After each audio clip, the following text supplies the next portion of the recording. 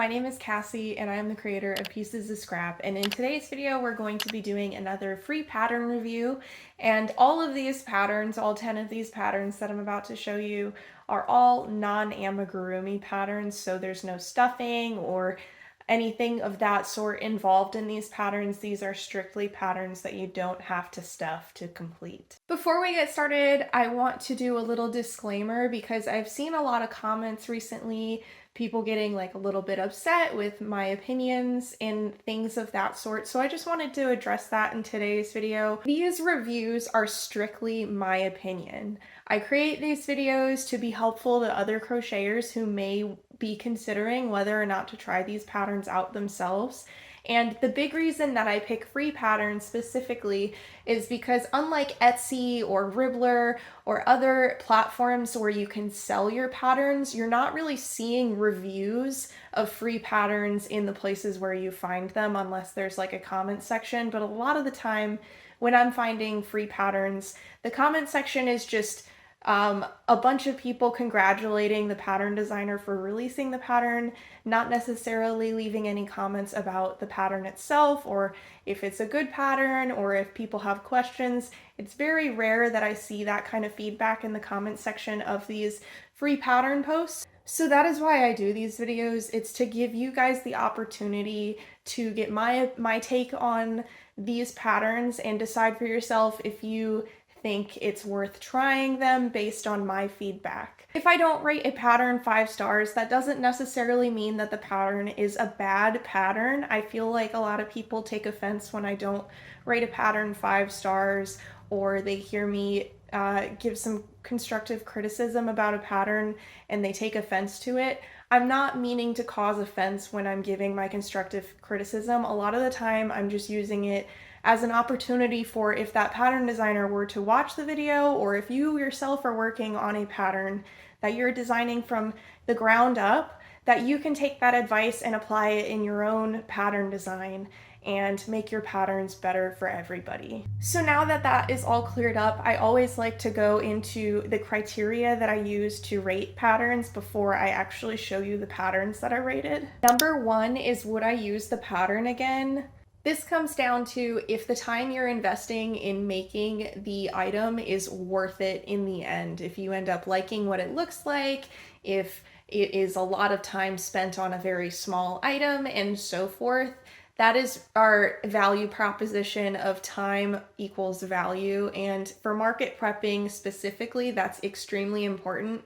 But for some people, that isn't as important. So for example, if you're working on a gift for somebody and you just want to make that gift because you really like how it looks like in the product pictures, versus if you're making something and you need it done quickly, that value time proposition is really important there. Number 2 is, can I understand the pattern easily? This comes down to clear diagrams and work in progress photos that show you how to complete complicated steps, as well as just thorough instructions that clear up any confusion that you may have about instructions that may be a little bit vague or instructions that might be a little bit complicated to a beginner crocheter versus an advanced crocheter. I also want to point out here that having your instructions be kind of simple and dumbed down doesn't always equate to being simple and easy to understand for a lot of crocheters. A lot of the time, if you're just assuming that the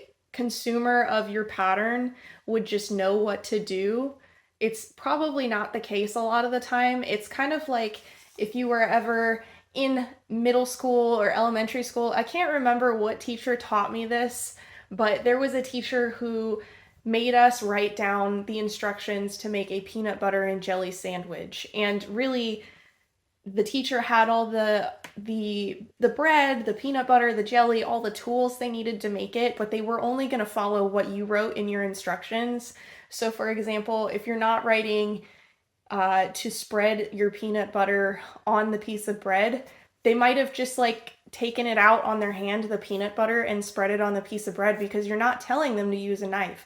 That's really where this is coming from. It's just having instructions that are super, super easy to understand and cause no confusion to the person writing it. Obviously, you don't have to tell people when you're making your pattern that they need to use a crochet hook at every step in the process, but it is super important to not leave out somewhat simple and commonly understood instructions that just might be assumed, like to fasten off or to weave in your ends, things like that. Those are important instructions for all levels of crocheters, especially crocheters who just don't want to assume or have to figure out what they're supposed to do in certain steps. Finally, number 3 is, do I like the finished product? It's really important that you don't run into a case of expectations versus reality where it looks a certain way in the photos in the pattern design, but then when you finish it, it looks completely different. I think there's a certain expectation here that the finished product that you will make should look pretty close to the pattern designer's finished product photos. So with all that being said, let's go straight into pattern number 1. The first pattern that I reviewed for this video is the Cinna and My Melo pouch. These are cute little pouches that have the Cinema Roll and My Melody little faces on them. So this one is the My Melody, and then this one is the Cinema Roll little face. These little pouches are obviously like little drawstring bags, and you can put anything you want inside of these.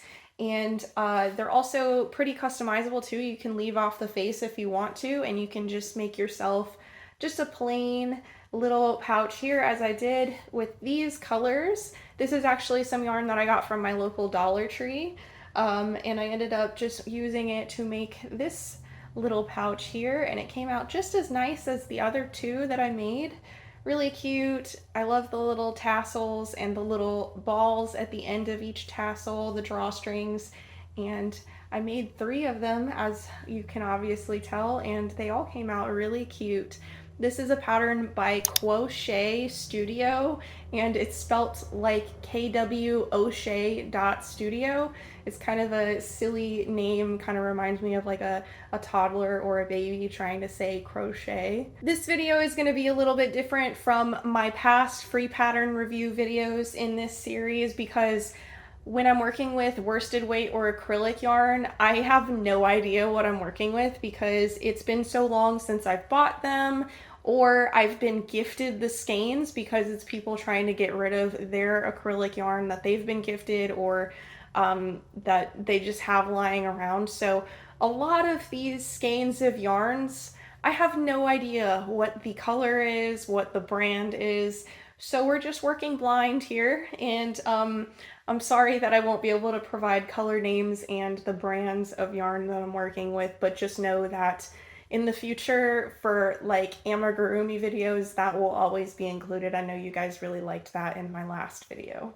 My first note is that there are a lot of felt pieces involved in this pattern, and there's not alternatives for crocheting those pieces if you choose to do so. So for example, the My Melody white part of the face doesn't have any instructions, so I ended up outlining what I did to make it. I just chained 6, skipped 2 stitches, half double crochet 2, 3 half double crochet in 1 stitch, and then on the bottom of that same chain we just worked into, you half double crochet 2, half double crochet increase in that last stitch, and then slip stitch into the first stitch, and that way you get this little white face part without having to cut out felt or have felt and glue or sew it on later. In the pattern as well, there's no alternatives to embroidering on the face details here. They're all cut out with felt and glued on. And so mine were just kind of sewn on where they look the best. And there was a lot of trial and error getting them into the correct locations.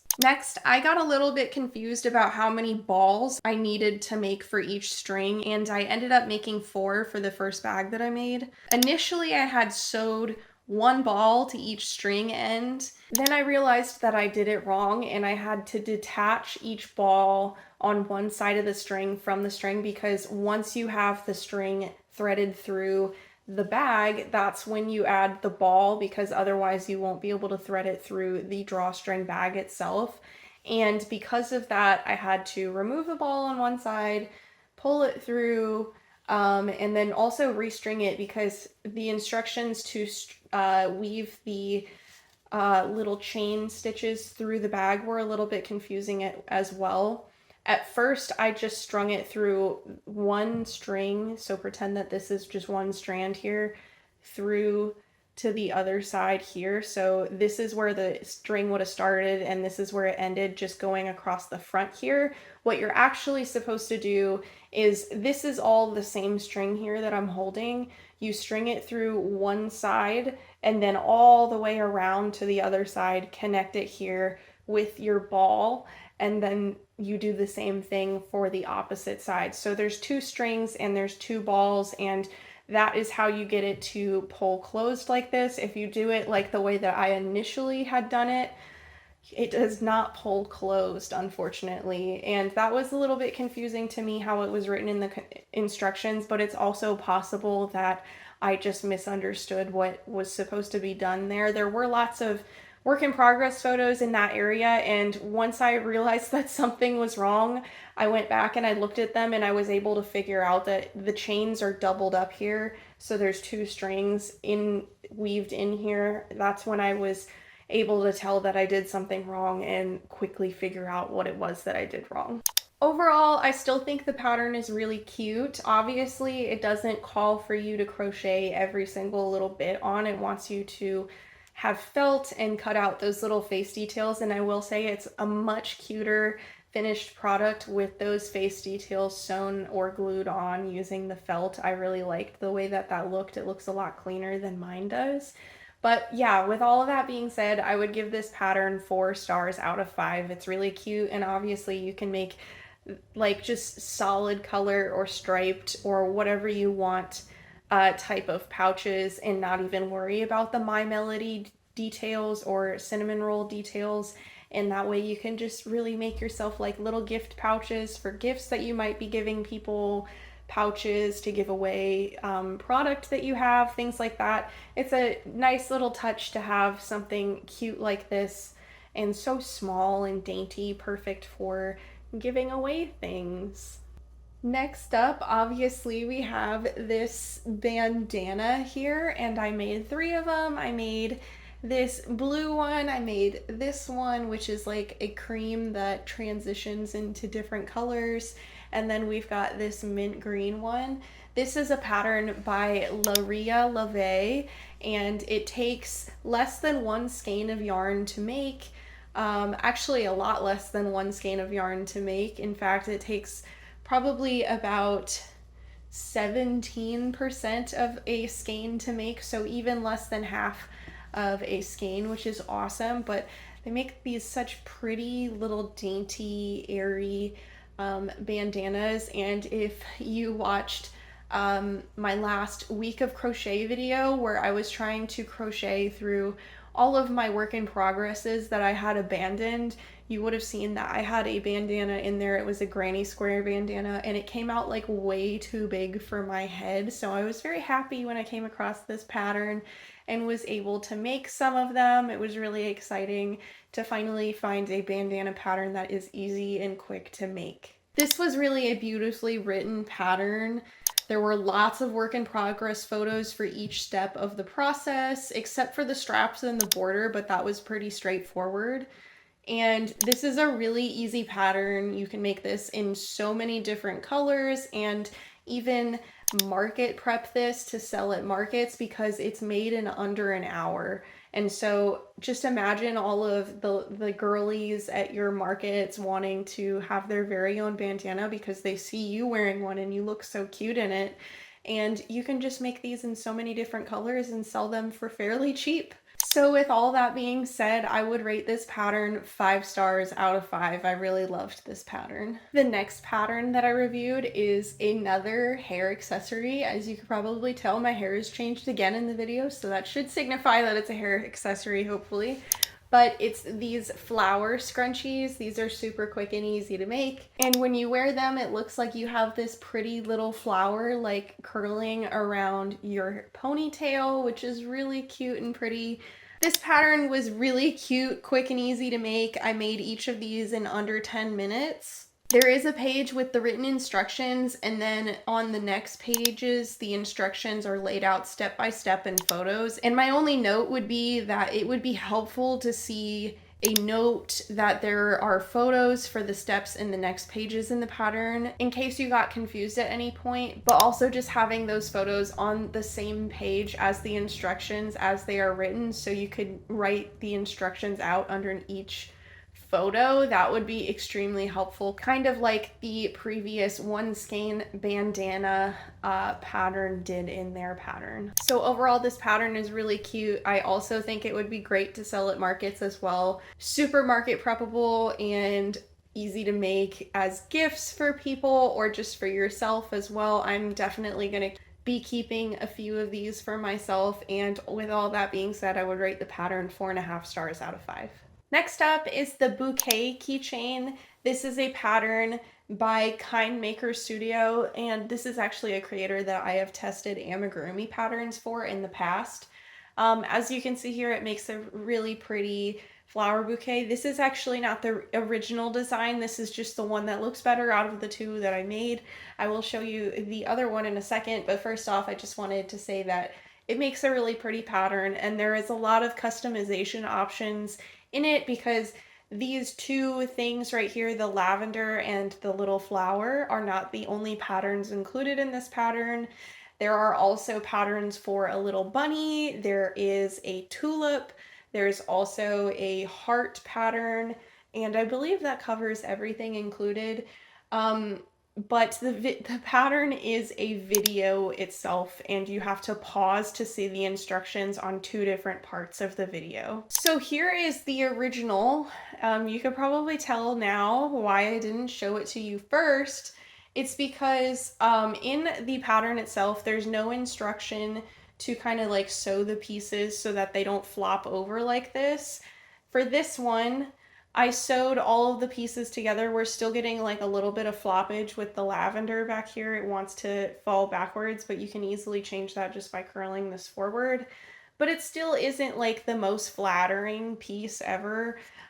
Maybe ironing it might help with keeping it a little bit flatter and not falling apart as much, but I still think ironing certain types of yarn can cause some damage to the yarn, so I wouldn't really recommend it. But I mainly show you this because there isn't any point in the pattern where it tells you that you should be sewing these pieces together. So this is how the pattern comes out if you just put it together as it says and then add a key ring, obviously. That's something that isn't included in the pattern either, is adding a key ring, but the pattern designer shows the final product with a key ring on at the end. I don't think there's a way for you to create this without sewing the individual pieces together, but that's not the only flaw in the pattern either. I think the pattern is a little hard to follow, specifically in places where the flower is a separate piece from the stem, which are the pink flower, the heart, and the bunny pattern. Those are all patterns that have the stems separate from them. The stem instruction is on a different page in the video than the pieces that you need to add those stem onto.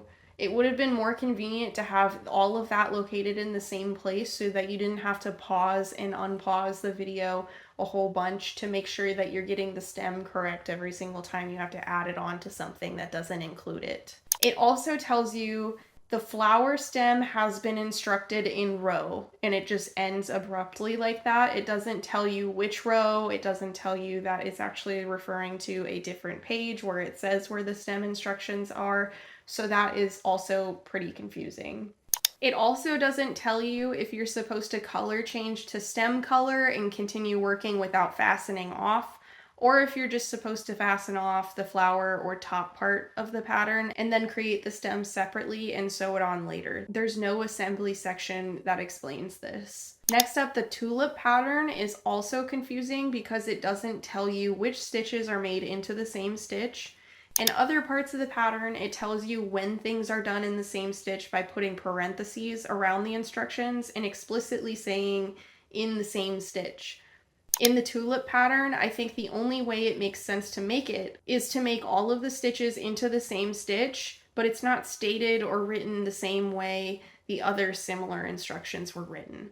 Overall, I think it's a cute pattern. The individual elements of this pattern are super cute to add on to other things that you may be making, like if you're trying to make pieces to sew onto a flat piece, like to embellish a t-shirt or a pair of jeans, or maybe to sew onto a bag, things like that to decorate other pieces. But standing alone like this, I don't think it really works very well.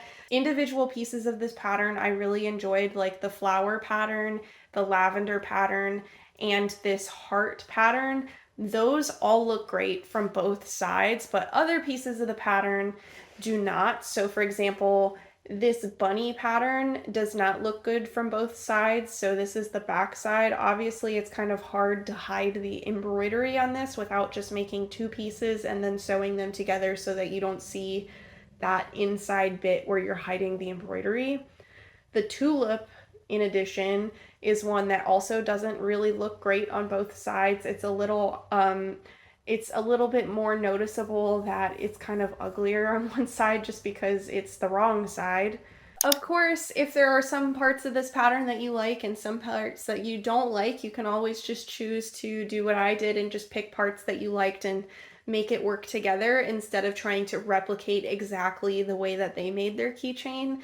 But of course, this pattern is cute for just like little pieces of it, but all together, meshed together the way that the pattern tells you to, which is just this, because it doesn't even really tell you to tie a bow around it like it appears in the video. It doesn't have any assembly instructions at all. This is just not very satisfying to look at. It looks like a dead bouquet of flowers. It looks really sad. This wouldn't be something that I would be proud to display on a keychain, so I would have to rate this pattern 2 stars out of 5, unfortunately. Obviously, next up we have another cute little hat accessory. It is the cat Binnie, the cat beanie, I think is the way you're pronouncing it, pattern. And this is a pattern by Crochet. I've made it in 3 different types of yarn here. This is Premier Puzzle, so it's like a worsted weight yarn. It has like variated shades in it, and I like the way that this one kind of like changes into like really muted pastel rainbow colors. The one on my head is Moja Dream Marshmallow in the purple color, and then this one here is in white acrylic Premier just 1 pound yarn, I believe, and then the pink color here is another variated color that I got from Hobby Lobby, but I can't remember what the yarn name was or the color name either. So there is our 3 beanies here. Obviously, they're all kind of different sizes because of the different yarn weights that I chose. I like this one the most just because of how soft it is and it fits my head very nice. The other ones here, let me just trade off my hat and show you the different sizing differences. So this one here is maybe if I added another couple of rows, we would have been able to have a little bit more of a brim, but as is, you can't really fold it over or it would just be too short. So maybe I should have added a couple more rows to really complete it and make it fit well, but this one's just like a little bit smaller than the rest of them. Obviously, this purple one, the Moja Dream, fits much better on me. It has a little bit of a brim fold over here. And give myself a blindfold real quick. It's also very soft and snug, and it's a bit stretchy as well too, so I can see this fitting a lot more people than just my head personally. And then this Premier Puzzle one is definitely not as snug. It fits a lot more loosely. There is obviously a lot of room for the brim here. It folds way past the other one does, so it is significantly longer and bigger than the others, but I can see people taking to different sizes and enjoying different sizes more than the others. So we've got 3 different sizes here. Obviously this one is probably too big for my head, but I have a pretty small head, I think. So this smaller one done with probably weight 3 or 4 yarn is probably a good size for a child. This one could be like a good any size fits all type category just because of how stretchy it is. And then this one would probably just be like your middle of the road, could fit anybody but might fit a little bit loose kind of hat. My only issue with this pattern is the gap that's caused by the chain 3 in each row. If the chain 3 wasn't treated as the first double crochet of each row, the gap wouldn't exist. So here's that gap that I'm talking about. This is the first one that I made. This is the chain 3 gapping that's caused. It's really consistent. It's not super obvious because it's like a side seam, but obviously on this side you can't see a seam, but that's because it's worked continuously in a rectangle. So if you were just to ignore that chain 3 and not treat it like it's a double crochet, that gap doesn't exist. In fact, on this one here, this side, you can see there's no gapping in that seam. It does look a little bit weird, but it's definitely not as obvious as this side seam. There's a big hole in every single gap. Maybe it's just this yarn specifically, but I could still see that being a problem where gapping would be caused if you're working with other types of yarn as well. That was my only note about this pattern, so I would have to give it 4.5 stars out of 5. Next up, we have another pattern from Ma Crochet. It is the Flower Charm. These are cute little like chapstick holders. You just slide off the petal top and then you've got like a nice little sheath for whatever you want to put in there. This one, the green, blue, and white one here, it is the first one that I made, and that is without any adjustments to fit like the thing that I would stick in here. So this one is naturally the tallest one, and then these two here are much smaller, shorter ones that I just finished the single crochets of the row of the stem itself when it fit my chapstick comfortably, which is what I would be storing in these. So this was a really easy pattern to make. I only have 2 notes. The first is that the instruction to pull the chain through the flower top comes before the instruction to add the petals, but in the photos to add the stem, the flower already has petals on it, so I have a feeling that this instruction was meant to come after the petals are made. Secondly, the petal instructions are missing parentheses around the stitches that are all made into the same stitch, and there is an additional slip stitch missing in between each petal to make the stitch count and the number of petals work. So here is how I would rewrite this instruction to make it make sense. You would chain 4, then you would make 4 double treble crochets, then chain 4, and then slip stitch into the same stitch. And then you would slip stitch into the next stitch. And I would do that 11 times. So those are all fairly minor notes just for making things a little bit easier to read and a little bit easier to understand. So I would give this pattern 4 stars out of 5. The next pattern that I reviewed is actually a pattern that I didn't find on Instagram. I mean, initially I found it on Instagram, but then I realized that the pattern itself isn't on Instagram.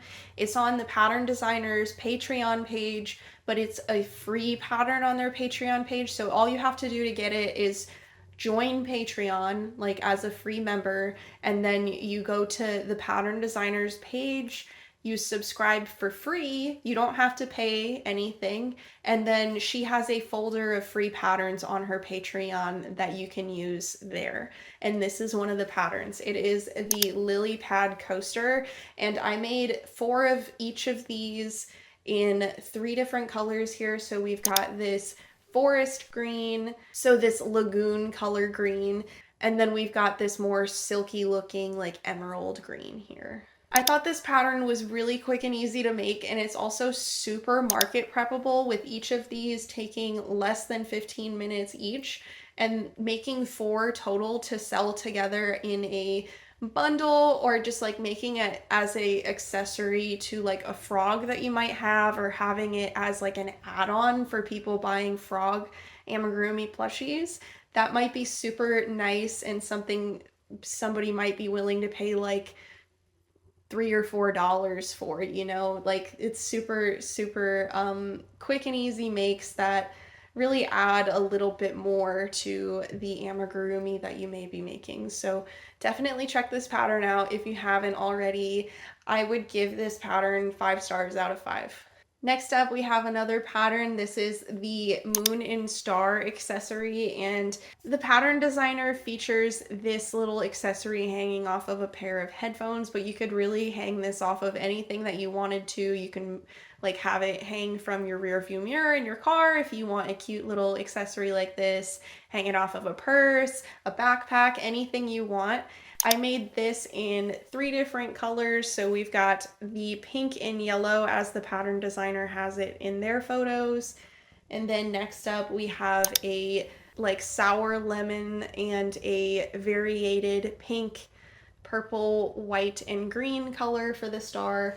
And then that same pink, purple, green, and white color with a pink star. So lots of different opportunities for different colors that you can make it in for these, and obviously you can also make it different lengths. As you see here, this looks really cute together all like this. Like this would make a really cute wall hanging, or like a mobile for like a baby or something like that. That would be really pretty and cute, and oh my gosh, it just looks so cute like this on camera. I can't believe that. So I wish this pattern was a little less sewing. For each piece you make 2 panels of each, and then you sew them on to each other so that you can't see like the wrong side of the pattern. You could definitely just slip stitch those pieces together and it would save you some time.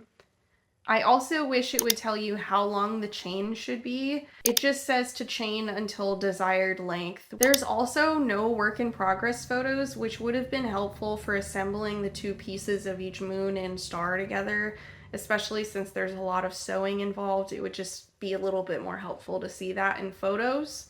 Overall, this pattern is really cute. It's fairly quick to make. I just don't see it being super market preppable with the amount of time that you're investing in this to make such like a small accessory. And because of that, I would have to rate it 4 stars out of 5, just because it's just a little bit time intensive for me to make a lot of these. Next up, we have a kind of similar pattern. It's another one of those accessories that can hang off of things like a bag, a purse, a backpack, a set of headphones if you want. Whatever you want, you just like loop it through like this, and then it hangs off of whatever you want it to hang off of. I made this pretty little Sakura flower in 3 different colorways. So this is the first one in just the typical colorway that the pattern designer did it in. This next one is in another similar colorway where we just have light pink, and dark green. And then this final one, which is my favorite personally, it's not really a Sakura flower though because of the colors I chose, but we've got white, yellow, and this pretty sage green back here for the leaf. I think I'm going to end up hanging this one in my car to commemorate spring coming. That's really exciting right now. I have a penguin and a pine tree in my car, and it's not really wintry here anymore in Texas. This pattern is found on YouTube, and there's not a free version of it anywhere where it's like written out for you. So you have to watch the YouTube video to make this. And in addition to that, the creator who made the YouTube video doesn't speak English in the video. She just has captions on screen outlining what you're supposed to be doing in each step. So that might be a little bit distracting for you as well, but it's just something that I wanted you to consider before trying it out. The video is really easy to follow, and I appreciate that it has English captions for the instructions. Just like the moon and star pattern, I also think you could just go ahead and slip stitch the 2 panels of each flower together instead of having to sew them to each other so that you have the right side facing out on both sides. I think that would save you a lot of time. The leaf itself has a little less sewing involved because you're not fastening off and making a separate leaf. You just chain off of the first leaf. That creates this little loop to attach it to the pink chain here, and then you make the second leaf off of that chain as well, and that saves you a bit of time having to fasten off and then remake another leaf and then sew them together. You also don't have to worry about making a chain separately and sewing that on. So I appreciated that aspect of it. So all of that being said, I like this pattern. I kind of wish it would have written instructions somewhere that you can review for free, especially since the video isn't in English, but just transcribing those instructions so that you can remake it quickly is always an option. So I would give this pattern 4 stars out of 5.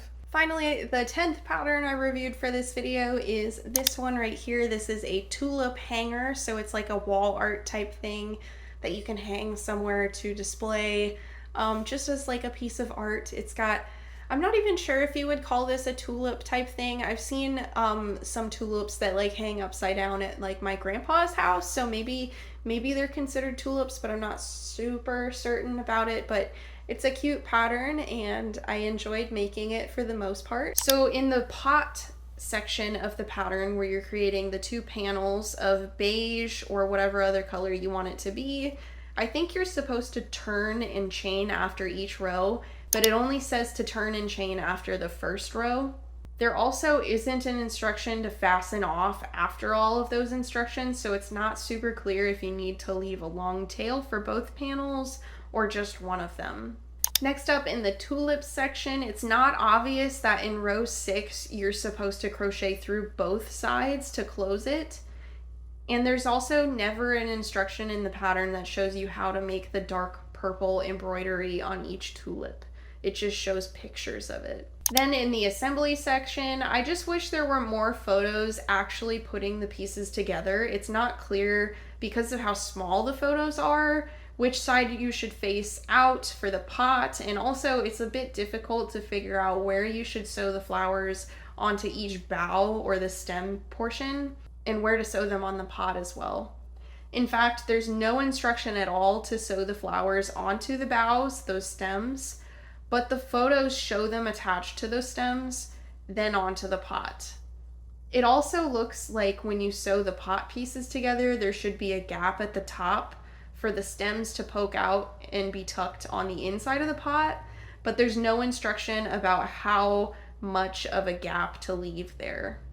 Overall, I think the pattern is pretty cute. It's just kind of vague in some areas and just requires you to do a lot of figuring out things on your own, which I don't prefer in patterns that I make personally. Because of all of those notes, I would have to rate this pattern 3 stars out of 5. I would rate it lower if it didn't come out as cute as it does, but it comes out really adorable and I think this is really pretty. I just think it takes a little bit more work than required to kind of figure out how things are assembled and how you're supposed to make certain bits of the pattern work out the way that they do in the photos.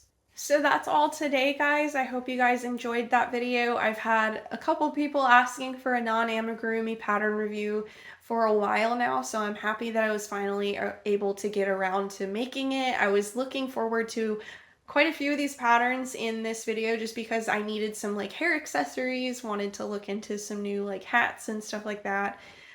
So I was happy to try out the bandana. Was particularly one of my favorites from this video, as well as the flower scrunchie. That one was also very exciting, and I also really liked the Sakura pattern. That was really cool as well. So anyway, if you guys want to see another one of these non-amigurumi videos in the future, I really do need suggestions for patterns. I'm running really low on them. I think I only have like 2 or 3 left, and most of them are from Ma Crochet because Ma Crochet puts out like exclusively non-amigurumi patterns on their Instagram. So just make sure you send those suggestions my way if you're looking for more of these types of videos. And with all of that being said, I hope you guys enjoyed today's video. If you did, hit that like button. Comment down below if you're going to try any of these patterns or your opinions on any of them if you have tried them before. And I hope you guys enjoyed today's video, and I will see you guys next week. Bye!